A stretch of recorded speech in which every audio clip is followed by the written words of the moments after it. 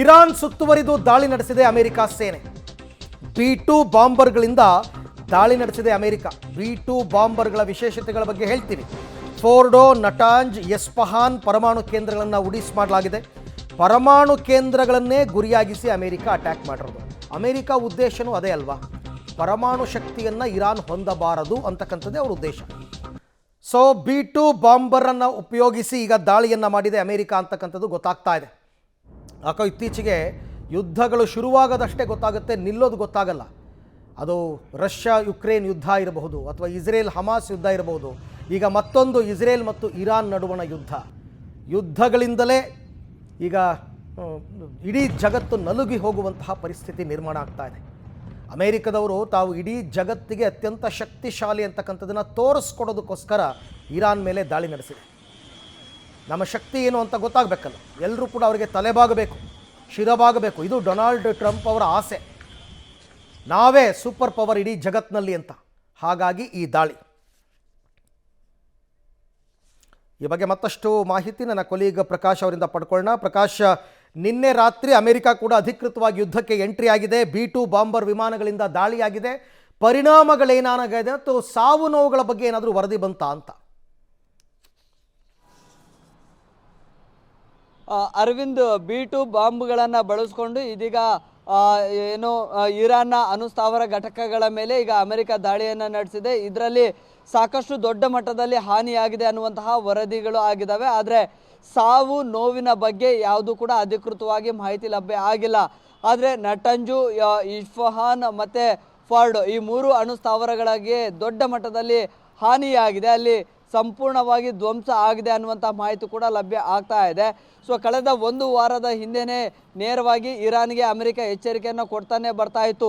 ಈಗ ಇಸ್ರೇಲ್ನ ಮೇಲೆ ಇರಾನ್ ತೀವ್ರ ದಾಳಿಯನ್ನು ಮಾಡಿತ್ತು. ಆ ಸಂದರ್ಭದಲ್ಲಿ ಶಾಂತಿ ಒಪ್ಪಂದದ ಮಾತುಕತೆಗೆ ಬನ್ನಿ ಅಂತೇಳಿ ಅಮೆರಿಕನೇ ಮಧ್ಯಸ್ಥಿಕೆ ವಹಿಸೋದಕ್ಕೆ ಮುಂದಾಗಿತ್ತು. ಆಗ ಅಮೆರಿಕದ ವಿರುದ್ಧ ನೇರವಾಗಿ ಸಿಡಿದೆದ್ದಿತ್ತು ಇರಾನು. ಸೊ ನೀವು ಮಧ್ಯಸ್ಥಿಕೆಯನ್ನು ವಹಿಸಿದರೆ ನಿಮ್ಮ ಮೇಲೆ ಕೂಡ ನಾವು ದಾಳಿಯನ್ನು ಮಾಡ್ತೀವಿ, ಎಚ್ಚರಿಕೆಯಿಂದ ಇರಬೇಕಾಗುತ್ತೆ ಅನ್ನುವಂತಹ ನೇರ ಎಚ್ಚರಿಕೆಯನ್ನು ಇರಾನ್ ಕೊಟ್ಟಿತ್ತು. ಸೊ ಹಾಗಾಗಿ ಅಮೆರಿಕ ಕೂಡ ನಾವೇನು ಮಾಡ್ತೀವಿ ಅನ್ನುವಂಥದ್ದು ಕೂಡ ತಿಳಿಯೋದಿಲ್ಲ. ಸೊ ಇಲ್ಲಿಗೆ ನಿಲ್ಲಿಸಿದ್ರೆ ಸಾಕು ಅನ್ನುವಂಥ ಎಚ್ಚರಿಕೆಗಳು ಆ ಕಡೆಯಿಂದ ಈ ಕಡೆಯಿಂದ ಬರ್ತಾನೆ ಇದ್ವು. ಈಗ ನಿನ್ನೆ ನೇರವಾಗಿ ಮಧ್ಯರಾತ್ರಿ ಈಗ ಅಮೆರಿಕ ಕೂಡ ಈ ಒಂದು ವಾರ್ನಲ್ಲಿ ಎಂಟ್ರಿ ಆಗಿದೆ. ಸೊ ಇದರಲ್ಲಿ ಅರವಿಂದ್ ಒಂದು ಇನ್ಸೈಡ್ ಸ್ಟೋರಿಯನ್ನು ಹೇಳಿಬಿಡ್ತೀನಿ. 1979ರಲ್ಲಿ ಇರಾನ್ನಲ್ಲಿ ಆಡಳಿತ ಕ್ರಾಂತಿ ಶುರುವಾಗುತ್ತೆ. ಅಲ್ಲಿ ರಾಜಮನೆತನ ಇರುತ್ತೆ. ಅಲ್ಲಿ ಆ ಒಂದು ರಾಜಮನೆತನದ ಹಿಡಿತವನ್ನು ತಪ್ಪಿಸ್ತಾರೆ ಯಾರು, ಇರಾನ್ನ ಪರಮೋಚ್ಚ ನಾಯಕ ಅಯತೊಲ್ಲಾ ಅಲಿ ಖಾನ್. ಸೊ ಇದು ಅಲ್ಲಿ ಮತ್ತೆ ರಾಜಮನೆತನಕ್ಕೆ ಆಡಳಿತವನ್ನು ಕೊಡಬೇಕು ಅನ್ನುವಂಥದ್ದು ಅಮೆರಿಕದ್ದು ಕೂಡ ಒಂದು ಉದ್ದೇಶ ಇರುತ್ತೆ. ಅದೇ ಉದ್ದೇಶದ ಮೇರೆಗೆ ಈಗ ಇಸ್ರೇಲನ್ನು ಮುಂದೆ ಬಿಟ್ಟು ಕಾರ್ಯತಂತ್ರ ಕೂಡ ಇದೇ ಅಮೆರಿಕ ರೂಪಿಸ್ತಾ ಇದೆ ಅಂತ ಹೇಳಿ ಕೂಡ ಜಾಗತಿಕ ಮಟ್ಟದಲ್ಲಿ ಚರ್ಚೆ ಆಗ್ತಾ ಇದೆ.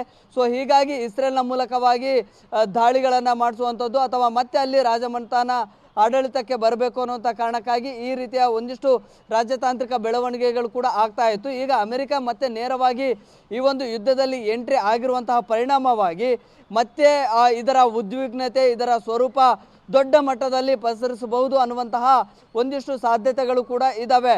ಸೊ ಈಗ ಇಡೀ ಜಗತ್ತಿನಲ್ಲಿ ಅತ್ಯಂತ ಶಕ್ತಿಶಾಲಿ ಬಾಂಬರ್ಗಳು B2. ಸೊ ಇದನ್ನು ಬಳಕೆ ಮಾಡಿರುವಂತಹ ಕಾರಣಕ್ಕಾಗಿ ಇದು ತುಂಬ ಭೂಮಿಯ ಆಳಕ್ಕೂ ಕೂಡ ಇಳಿದು ಆ ಒಂದು ಪ್ರದೇಶ ಏನಿದೆ ಸಂಪೂರ್ಣವಾಗಿ ಧ್ವಂಸ ಮಾಡುವಂಥದ್ದು, ದೊಡ್ಡ ಮಟ್ಟದಲ್ಲಿ ಹಾನಿ ಮಾಡುವಂತಹ ಒಂದು ವ್ಯವಸ್ಥೆ ಅಥವಾ ಅದರ ಒಂದು ಸಾಮರ್ಥ್ಯ ಈ ಒಂದು B2 ಬಾಂಬ್ಗಳಿಗಿರುತ್ತೆ. ಆ ರೀತಿಯ ಸುಮಾರು 40ಕ್ಕೂ ಹೆಚ್ಚು B2 ಬಾಂಬ್ಗಳನ್ನು ಬಳಸ್ಕೊಂಡು ಇರಾನ್ನ ಪರಮಾಣು ಘಟಕಗಳ ಮೇಲೆ ದಾಳಿಯನ್ನು ನಡೆಸಿದೆ ಅಮೆರಿಕ ಅಂತ ಹೇಳಲಾಗ್ತಾ ಇದೆ. ಸೊ ಹೀಗಾಗಿ ಈಗ ಇರಾನ್ ಕೂಡ ಪತರುಗಟ್ಟಿ ಹೋಗಿದೆ ಈ ಒಂದು ಮಿಡ್ ನೈಟ್ನ ಅಮೆರಿಕದ ಏರ್ ಸ್ಟ್ರೈಕ್ನಿಂದಾಗಿ. ಸೊ ಹೀಗಾಗಿ ಮತ್ತೆ ಅಮೆರಿಕದ ಮೇಲೆ ಕೂಡ ಇರಾನ್ ಪ್ರತಿದಾಳಿಯನ್ನು ನಡೆಸೋದಕ್ಕೆ ಪ್ಲಾನ್ಗಳನ್ನು ಮಾಡ್ತಾ ಇದೆ. ಈಗಾಗಲೇ ಇರಾನ್ನ ಸುಪ್ರೀಂ ನಾಯಕ ಅಯತೊಲ್ಲಾ ಅಲಿ ಖಮೇನಿ ಕೂಡ ದಾಳಿಯ ಮುನ್ಸೂಚನೆ ಎಚ್ಚರಿಕೆಯನ್ನು ಕೂಡ ಕೊಟ್ಟಿದ್ದಾರೆ. ಸೊ ಹೀಗಾಗಿ ಈಗ ಆ ಮಧ್ಯಪ್ರಾಚ್ಯದಲ್ಲಿರುವಂತಹ ಅಮೆರಿಕದ ಒಂದಿಷ್ಟು ರಾಯಭಾರಿ ಕಚೇರಿಗಳು ಅಥವಾ ಆ ಒಂದು ಅಮೆರಿಕಕ್ಕೆ ಸಂಬಂಧಪಟ್ಟಂತಹ ಒಂದಿಷ್ಟು ಕಚೇರಿಗಳೇನಿದಾವೆ ಅಲ್ಲೆಲ್ಲವನ್ನ ಕೂಡ ಈಗ ತಾತ್ಕಾಲಿಕವಾಗಿ ಕ್ಲೋಸ್ ಅನ್ನ ಮಾಡಲಾಗಿದೆ. ಜೊತೆಗೆ ಇಸ್ರೇಲ್ನಲ್ಲಿಯೂ ಕೂಡ ಈಗ ತುರ್ತು ಪರಿಸ್ಥಿತಿಯನ್ನು ಕೂಡ ಘೋಷಣೆ ಮಾಡಲಾಗಿದೆ. ಈ ಒಂದು ಅಮೆರಿಕದ ದಾಳಿಯ ಬಳಿಕ ಒಂದು ರೀತಿಯಲ್ಲಿ ಮತ್ತಷ್ಟು ಜಾಗತಿಕ ಮಟ್ಟದಲ್ಲಿ ಇದರ ಸ್ವರೂಪ ಹೆಚ್ಚಾಗುವಂತ ಸಾಧ್ಯತೆ ಇದೆ. ಪ್ರಕಾಶ್, ತಮ್ಮೆಲ್ಲ ಮಾಹಿತಿಗಾಗಿ ಧನ್ಯವಾದ. ಸೊ ಇದು ಅಮೆರಿಕದವರು ಯುದ್ಧಕ್ಕೆ ಎಂಟ್ರಿ ಕೊಟ್ಟ ನಂತರದ ಚಿತ್ರಣಗಳು. ಬಟ್ ಜಗತ್ತು ಪ್ರಶ್ನೆ ಮಾಡ್ತಾ ಇದೆ, ನೀವು ಯಾಕೆ ಯುದ್ಧಕ್ಕೆ ಎಂಟ್ರಿ ಕೊಟ್ರಿ? ಎರಡು ರಾಷ್ಟ್ರಗಳ ನಡುವಣ ಶಾಂತಿ ಸ್ಥಾಪನೆಯ ಕೆಲಸಗಳನ್ನ ತಾವು ಮಾಡಬೇಕಾಗಿತ್ತು.